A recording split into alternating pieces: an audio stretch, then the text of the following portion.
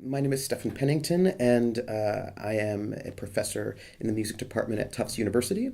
I'm also one of the co-conveners of this wonderful symposium. I'm also uh, currently the co-chair of the LGBTQ study group of the AMS. So all of that together brings me here in that way. So I'll start with before my impressions what this was about, and I think it's about a couple of different things altogether. In some ways, it's about a larger sort of level of racial erasure and racism in the AMS in general, and then about some racially insensitive commentary that happened in papers from sponsored by the LGBTQ study group that were unfortunate, and sort of thinking about the ways in which then structurally the AMS would sort of look to the LGBTQ study group as proof of their progressiveness while their sort of situation on race was so deplorable.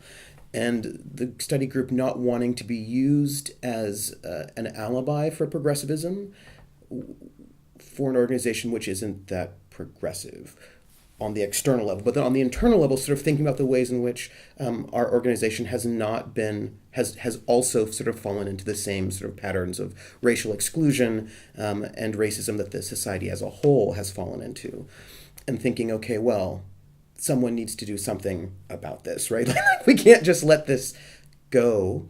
And so Emily sort of started the thought, and then we sort of came together to think about how can we do an intervention into the queer community in the sense, and I think it's very, very interesting, this idea that people always think of queer as the most radical thing, but here we see queer being used as like an alibi radicalism.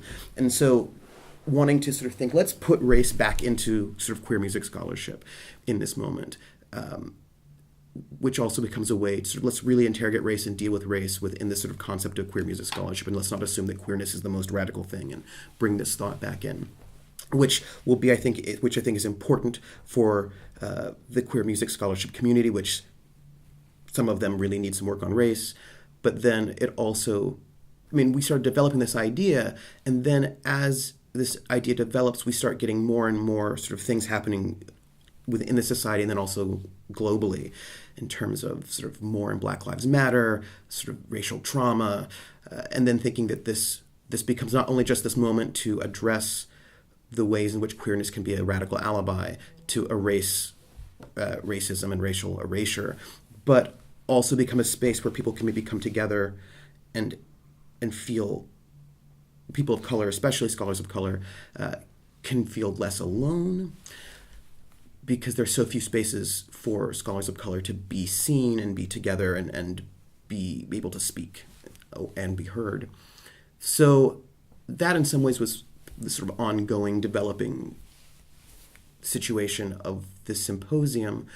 And I suppose also, again, thinking about sort of controlling the means of production, right? That we are this sort of study group, and we don't necessarily get to be represented either through gender, sexuality, or race in the society as a whole. So we're just going to do it ourselves, right? Sort of do-it-yourself moment, which as a society, as a study group, we've done quite a lot. We often have done things like this at the AMS in San Francisco. The hotel was under strike for being not good for its workers, and we decided not to hold any of our things at the hotel. We did our events at the LGBT Center in San Francisco rather than do it at the hotel, because we didn't want people to have to sort of cross the strike. So there's a way in which we have often sort of pushed back against the institution that we are sort of theoretically a part of, and this is, I think, part of that. And then also a way to challenge ourselves. And then, so my impression so far, yesterday we had our keynote speakers, which was on a Wednesday. I come in after Wednesday, right? Yes, because today's Thursday. That's right. Right. Sort of coming in after having had no sleep because of the time zone difference. And there's a lot going on in this conference. It's very heavy, very hectic. And I thought, okay, what is this going to be like? We've done all this work to get this to happen, and I haven't had any sleep. And I walk in for the keynote, just coming off the airport, just sort of checking in, walking in, and I see like 45 people, many of whom I know, many people of color, many allies and fellow travelers, and people who I would think of as being safe to be around.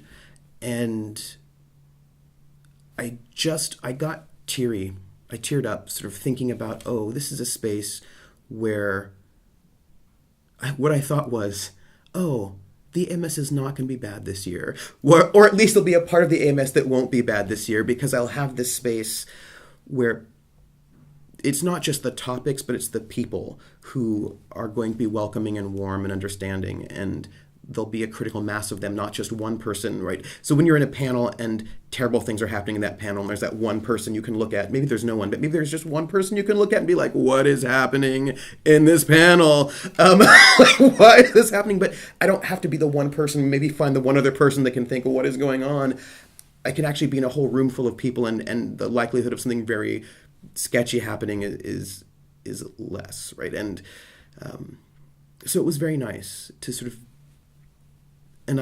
so the papers I've seen so far have been wonderful, have been thoughtful, have been challenging in a way that I often don't see most of the time at the conference proceedings, generally speaking. Sometimes there are, but already in such a short time period, and we're not even halfway done with the symposium, I've had so much more productive thought and challenging thought and supported, welcoming, challenging thought than I've had in a while. I think that one of the only conferences that compared to that for me as a whole would be Feminist Theory in Music, where again it's this wonderful, thoughtful, intentional space that gives you a sense of safety to be there and to be more vulnerable, right? And so I think that's the thing about the sort of the safety, is that you can then be more vulnerable and be in riskier spaces, right? So it's a bit of a paradox, right? About being with people who are simpatico allows you to actually do more dangerous work for yourself. And so far I've been very happy, and it's been very healing in certain sorts of ways, while at the same time being very challenging in a good way, in a productive way. Yeah. Oh, good. I'm interested in that relationship of this group to the larger organization. I don't know a lot of people at this conference, although I know a couple. But when I came in and set up yesterday for the keynotes, it was so clear that people were friendly with one another. Everybody knew one another, and it felt like a very supportive environment. And that's so wonderful. And also picking up on what you're saying about the relationship between this and the larger society conference happening right now. I don't know. I'm struggling to articulate this question a little bit, but I think the question is about the way in which this is a specialized area of research, I suppose, at this moment, right now in music scholarship, which is maybe not the ideal case. Do you see this conference growing? Do you see the seeds of what's happening here spreading out into the larger organization? I mean, into the future, such that I suppose I wouldn't want to lose the friendly vibe here at all. That's the core. But I'm curious whether there are moves afoot to try and broaden the scope of people who are participating in this conference, to bring in some of the folks who maybe are not so familiar with these topic areas, or bring these papers out, or is that an impossible thing to do? So I suppose I'll give a couple of different answers. Sure, there's a few different questions rolling around. Right. In terms of my dream, what I think would be great, and I don't know if this is possible, but this is what I would like. Emily and Hetty and myself were very deliberate in wanting to make sure that this particular symposium happened not the same year as Feminist Theory in Music. So that was last year, and then this year there's this one.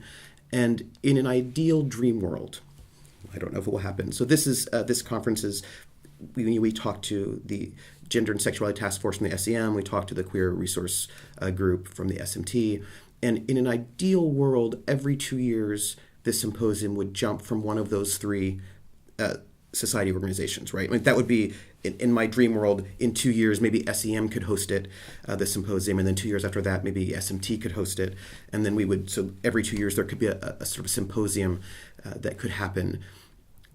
I don't know if that will happen, because it is a lot of work, but it would be great right, if it would, because I actually also think it's important for this symposium, even though it was put together by all three, it's happening at the AMS SMT joint meeting, and I think it would be really great if it could happen at the SEM meeting in 2 years to get more people who do this work able to see it, right? So if it's in SEM's home, then people who couldn't come this time might be able to come next time, and I would like that. That would be a dream of mine. When it comes to making it more accessible to other people, the LGBTQ study group has been around for 20 years. More than that, actually, I think now. It's been around for a while. And it was formed because the society as a whole was not addressing those needs. That they were not programming these materials. And they're still not programming these materials, right? The reason why we had to do this symposium ourselves is because this is not happening in the society at large. They're not doing this work. When people put in abstracts, those abstracts don't get accepted. So this idea that it's somehow going to be sort of brought out to the society as a whole, I think I'll believe that when I see it. We get a lot of people coming to our events, and I imagine our Friday evening event especially will get a lot of people. Like the last event we had well over 100 and something people come, right? So we often get really large numbers of people coming to our study group. We're sort of popular that way, I suppose. But despite the fact that people will come and be interested, members, the organization itself doesn't tend to sort of come back out into this larger sort of space. Now, I think the organization would say no, but of course we do because you're here, right, as evidence that they themselves are being more open. But the way I see it is that we're doing this work ourselves, and they take credit for our work without actually changing themselves as an organization. And I don't think, people come, and people know about us, and that is great.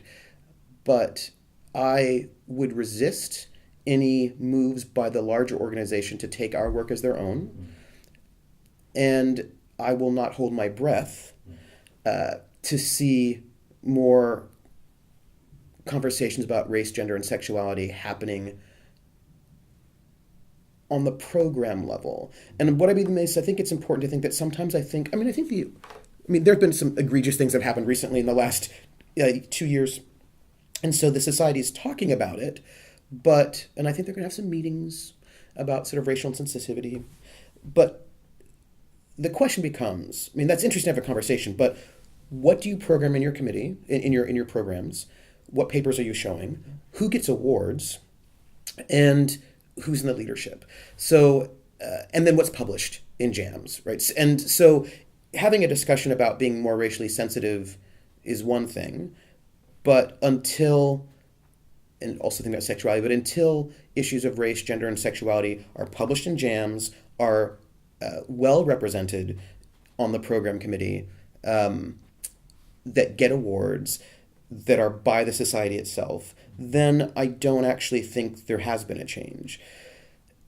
And that might be a harsher statement because everyone's like, no, but we're very well-meaning. And I'm like, yes, everybody's very well-meaning, but what's the publication record? And if the publication record's not there, then it's actually, there's no, nobody's putting their money where their mouth is, right, in that space. And so I think very often when you think about power, larger sort of hegemonic power structures often want minority groups to give up their things in order to assimilate. Yeah. But they want them to give up their things before they've assimilated. Then if those minority groups take the dream, they give up their things, and then they're still not assimilated. They've just lost all their things.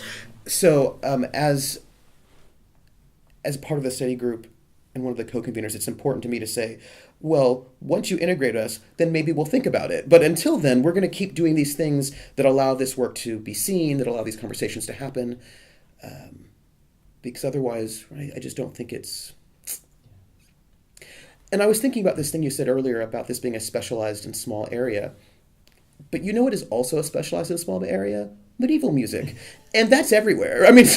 Although some medievalists will complain that they don't get enough space either. But the point is that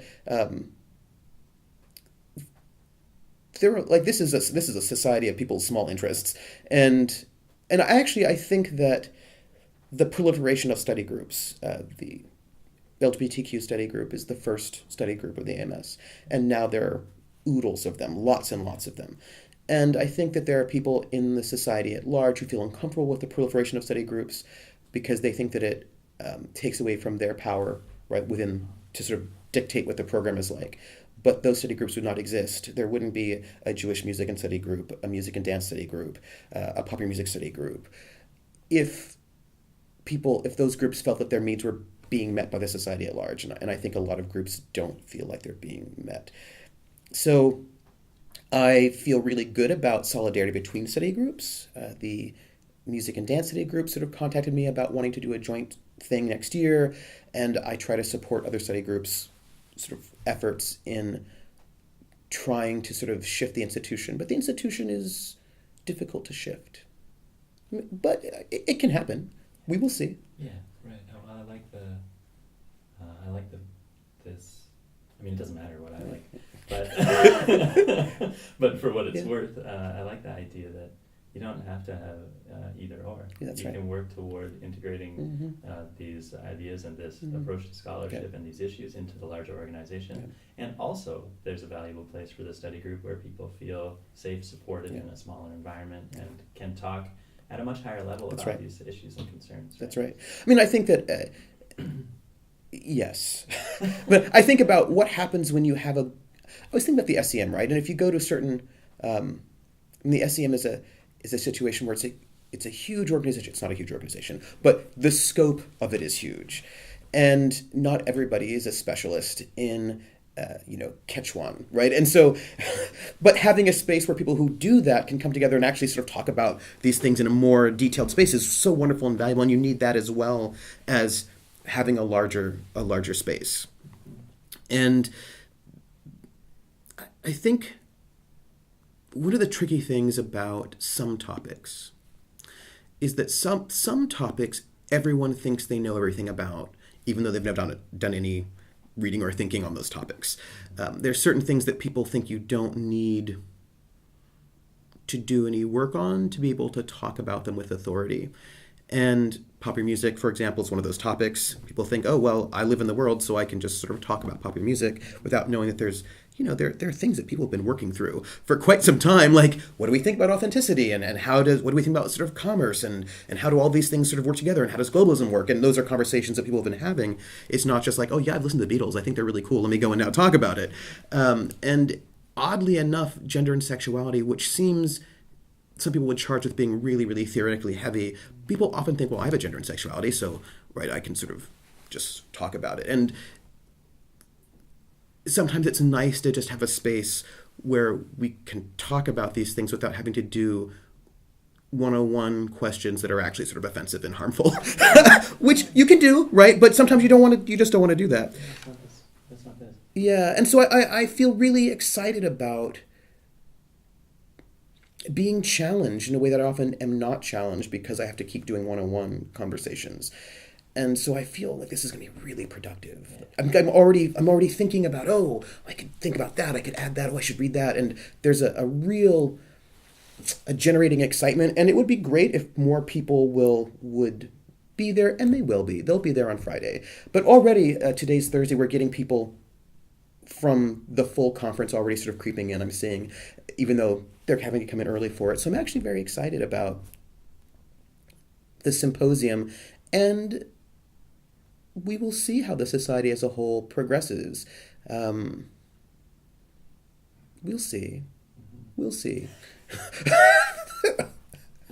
Okay, final question. Yes.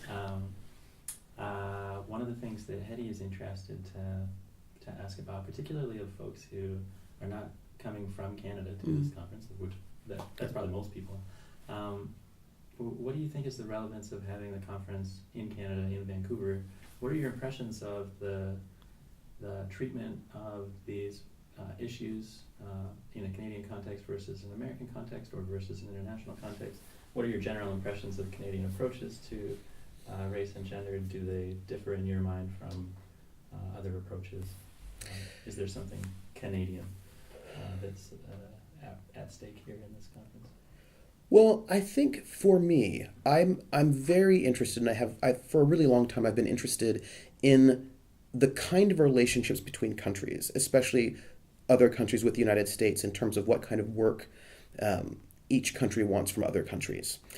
So this started from when I was younger. There was a TV show that I loved, a British TV show, The Avengers, which was my favorite show, British spy show. And it was one of the very few non-US shows to be shown on US primetime network television in the 60s. We just don't tend to show other people's shows. And when that show, The Avengers, started getting all this money from the US, they said, we have to make this the most British show we can think of for the Americans. And so what that means, the producer Brian Clemens said, is that we're not going to show any people of color. So no people of color to make it the most British thing for the Americans. And of course, this sort of started me thinking about the ways in which, for the United States, a lot of US people like to think of Britain as this sort of all-white space, and Britain likes to advertise itself as an all-white space to us, right? And then thinking about the ways, for example, that British artists in the 60s loved American black people and sort of thought of America as this super diverse place, while ignoring the fact that there are black people in England and have been for a really, really long time. And then you have people like Eric Clapton, who loves American black music, who ends up saying really terrible sort of pro-British National Party, Enoch Powell sort of keep Britain white sort of stuff at the same time. And so this sort of idea of America being the place of diversity and racial strife and racial possibility, slavery, whereas England gets to be this sort of all-white fantasy space. So these are both fantasy spaces. And the thing about Canada is that there's also a relationship between the United States and Canada that's based on fantasy, right? So the idea that every time something goes bad in the United States, Americans are like, oh, we're just going to go move to Canada because Canada has no problems, right? There are no problems in Canada whatsoever. It is a socialist and racial and gender paradise, and you have your new prime minister, and he's so very handsome, and everything is just so great, right? And he's an avowed feminist, and so there are no problems in Canada, and all the problems in the United States. And I've known quite a few Canadians who also sort of end up framing themselves this way, right? So we do the work of the racial bad guy to allow other people to do sort of particular kinds of work. We treated black people poorly. We have religious fundamentalists, and you do not. But that's also just not true, right? That is just not a true statement. I've been very interested in the destruction of the town of Africville, the Canadian sort of all-black town of Africville, which happened. And I had a good friend of mine, a Canadian doctor, who talked about sort of the terrible situation. She was an emergency room doctor, and she worked with Indigenous people, First Nations people, and how terrible that situation was. And so I think that coming here and thinking about racializing queerness gives a moment to break down some of the fantasies that each space has about each other, right? I mean, first off, Vancouver is an amazingly diverse place, which is wonderful. That's just very nice. And it sort of then breaks down fantasies of what Canada is for non-Canadians. Like Americans also, I mean, American fictions of Canada also don't tend to be all that diverse either. Like there's a particular way that, I don't know, what we're like weird kind of strange, whatever. But then having the emphasis about the ways in which, I mean, I was really struck with the opening to all of our sessions about how this is unceded and Indigenous land, and it's the land of these particular people in a moment when we have the protests in Standing Rock, right, happening in the United States, where sovereign peoples are being kicked off ancestral land for these protests. So for me, there's a really strong and powerful way in which these dialogues there's like a resonance between what's happening in the United States around Indigenous people at this moment and this working through of sort of an acknowledgement that this is stolen land that we're on at this moment in Canada, which of course is never the story that we're told, right? In certain ways that like the United States killed all the Native Americans, but Canada just had the greatest relationship with First Nations people. That's the story that we get in history books because they were trappers, right? So Canada was all trapping, so everything was just really great. And so there's a particular way in which I feel really honored that this is in Canada so that we can then rethink fictions of Canada and then rethink fictions of the United States and what is that particular symbiotic relationship and try to untangle that a little bit so that the fantasy work that both places do about themselves and about each other in relationship to each other gets to be broken down a little bit. And that's been really wonderful.